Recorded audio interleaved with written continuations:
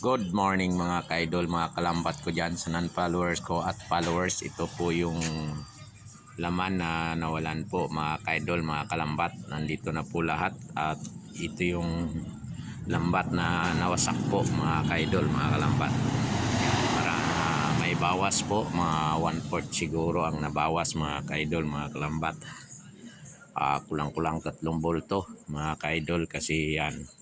Napakaraming laman po tong lambat na to kasi nagdagdag kami nung isang taon, nagdagdag ako sa pier mga kaidol, mga kalambat. Ayan na po. Ito na po yung bagong project natin ngayon mga kaidol.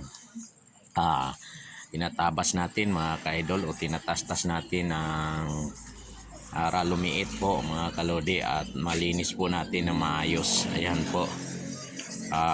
Tatastas po kami ngayon kasi yan ang isang project natin tapos na. Ito na po yung lilinisin natin mga kalambat, mga kaidol. Buong lambat po yan mga kailodi, kaso nababawasan na po ng laman yan kasi natatabag ng agos at natangay. Yan po mga kalodi, kasi yung balak ko sana kung hindi lang nawasak po mga kalodi, buo lang po lilinisin, pero hindi po nagawa kasi nawasak na po siya mga kaidol. Nasira po ng agos. Yan lang po, maraming salamat. Huwag kalimutan mag-share, like, comment, follow nyo rin ako para updated kayo sa laging vlog ko. Thank you, bye, ingat kayo.